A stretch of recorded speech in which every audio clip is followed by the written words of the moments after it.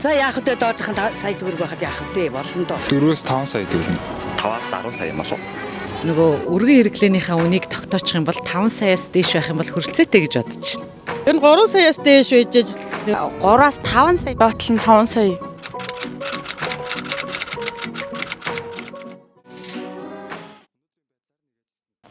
Өнөөдрийн байдлаар нэг ажилтнанд ногдох сарын дунд цалин 2.5 сая төгрөг байна. Энэ дундаас уул уурхайн салбарт ажиллагчдын цалин хамгийн өндөр буюу 5.7 сая төгрөг, харин нийтийн үйлчилгээний салбарын цалин хамгийн бага буюу 1.4 сая төгрөг байгаамаа.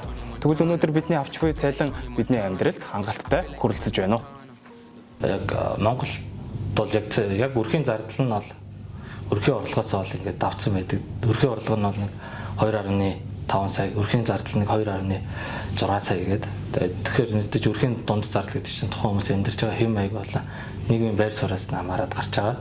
Нэг одоогийн миний нөхцөлд бол нэг 4-5 сая төгрөг сартаа авч иж хэрэглээгээ дараа цаана би мөнгө төлдөг хэмжээний яг надад яг сэтгэл хангалуун байх хэмжээний цалин бол 4-5 сая төгрөг. Монголд амьдрахад яг нөгөө үнийн өртгөөс бол ер нь аль шалтгаална л да. Тэгээд ер нь бол хүн ингээд нөгөө мөнгө олохын хэрээр юу гэдэг нөгөө нэг хэрэглэн жоох өсөд идэг штеп. Тийм болохоор миний бодлоор нэг 8 саяас ч юм 10 сая төгрөгийн хооронд байхад ер нь бол гайгүй болчихоор. Хүрдгүүртэй. Тэгээ ер нь нөгөө нэг түрээсийн байр хэрэглээний зардал тэгээд зээл мэл гэхээр ер нь гар дээр бараг цалиулдаг. Одоо авч байгаа цалингийн хувьд бол. Цалингийн манди одоо ер нь бол бараг 4-ний 1 нь ямар нэг одоо татварч гэдэг юм уу тийм нийгмийн даатгалын шимтгэлж гэдэг юм уу эндээ ингэж явцдаг.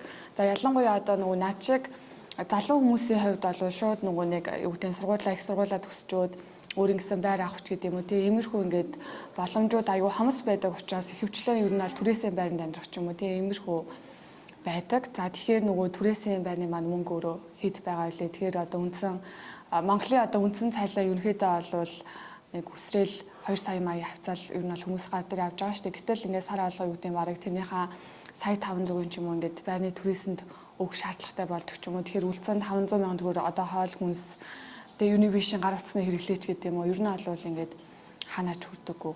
Тийм болохоор ер нь бол нэг тийм сэтгэл хангалуун биш байдаг гэсэн үг. Монголд амьдарч буй ихэнх айл өрхийн хувьд зарлага нь орлогоосоо илүү гарсаар байна. Тэгвэл өөр нөхцөлд амьдарч буй 3 өрхийн сарын зарлага орлогоосоо хэрхэн давж байгааг дэлгэрэнгүй задаргаанаас харцгаая. Энэхүү дүнг бид тухайн хүний цалингийн задаргаа, банкны хуулаг, баримтад бүртгүүлсэн дүн зэргээс энэхүү судалгаа гаргаж ирсэн. Орон сууцнд амьдардаг 5 гишүүнтэй өрхийн орлого зарлагыг харцгаая. Өрхийн тэргүүн болох нөхөр нь цэргийн албан хаагчид тэтгэвргээд 1 сая 300 мянган төгрөг авдаг бол эхнэр нь цэцэрлэгийн багш мэргэжилтэд үндсэн цалин сая 471 мянган төгрөг, нэмэгдэл 871,950 төгрөг авдаг. Нийтдээ 2 сая 342,950 төгрөгийн орлоготой. Гэхдээ үүнээс нийгмийн даатгалын шимтгэл 450 мянган төгрөг өгдөг. Гар дээр авч байгаа нь сая 785,700 төгрөг авдаг байна. Нийт өрхийн орлого нь 3 сая 85,800 төгрөг.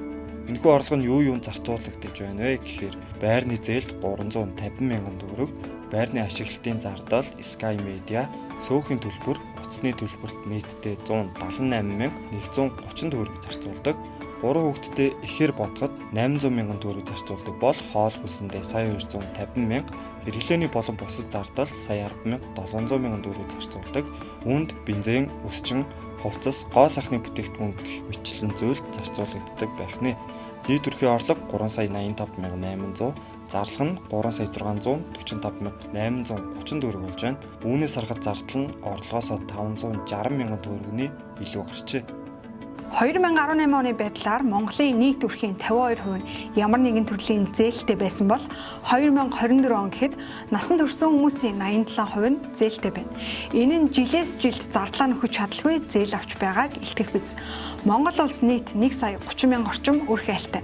Тэгвэл давхарцсан тавгаар 229 мянган өрх цалингийн зээлтэй, 88 мянган өрх орон сууцны зээлтэй бол 481 мянган өрх бусад төрлийн зээлтэй байна.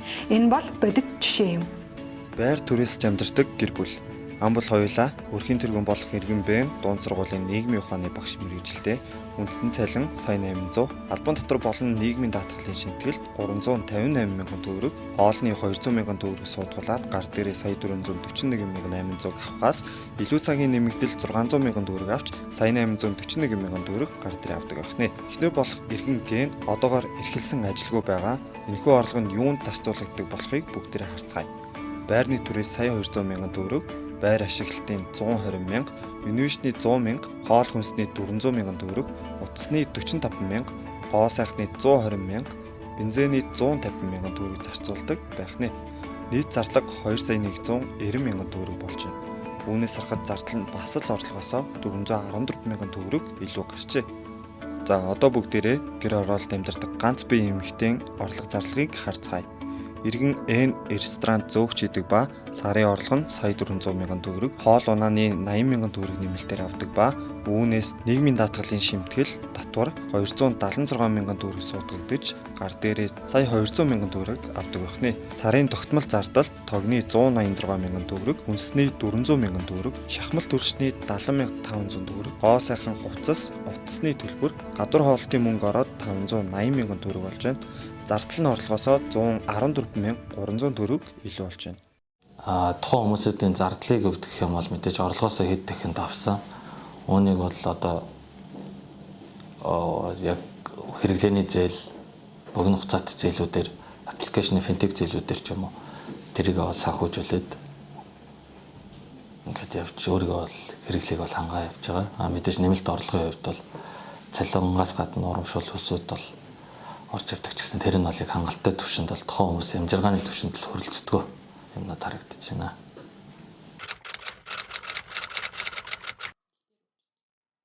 Ажиглалтаар мангар афиш. Тэгээ ер нь яг хэрэглээгээд зарчим тэгээд өөрийнхөө өссөн зүйл зарцуулаад би чадхаар мөнгөштэй 10 сая төгрөгтэй. Тэгээд надад бас ингэж яд юм аа. Одоо миний олж байгаа цалин яг нөгөө нэг би яг биеийнхаа хүчээр хийгээд байна уу эсвэл яг гэрээсээ ажиллаад одоо газар харилцахгүй одоо нэг 10 сая төгрөгийн цалинтай бол тэр бас хангалттай байгаа байхгүй. Тэрнээс биш ингээд амар их биеийн хүчээр 10 сая төгрөгийг олвол надад бол бас тийм юу л биш л ах. Сэтгэл дүүрэн бол биш бэ. Ер нь бол шууд холбоотой байж ер нь бол чадна. Яагаад тэгэхээр ерөнхийдөө нөгөө нэг за одоо цалин мөнгө гэхээр ер нь бол одоо зөвхөн хүний ингээл хэрэгцээ болж байгаа шүү дээ. Гэхдээ ингээд нөгөө нэг хэрэгцээ тутмаг байхаар хүний угаасаа сэтгэл зүйд ингээд амар нөлөөлж байгаа байхгүй. Одоо жишээ нь өдөр тутмын ингээд амьдралдаа сэтгэл хангаламж үүдэг ч юм уу тий. Одоо ингээд хэд хоногийн дараа тим юмны төлбөр гарч ийн ч гэдэг юм уу. За ингээд төлөх шаардлагатай болох нэг ч гэдэг юм уу. Ингээд нөгөө нэг болоогүйсэн ч гэсэндээ тэрийг одоо энэ хугацаанд яаж болох вэ гэдэг одоо санаа зовнилтоос эхэлдэг ч юм уу. Тэгэхээр цалин нэмэгдчих юм бол тэр хэмжээний нөгөө стресс буураад тэгэхээр ерөнхийдөө бол үн нэмэгдэж байгаа тэрний зүйлд одоо санаа зовох шаардлага болчихж байгаа шүү дээ. Тэгэхээр аз жаргалд бол шууд нөлөөлөх боломжтой гэж бодож байгаа.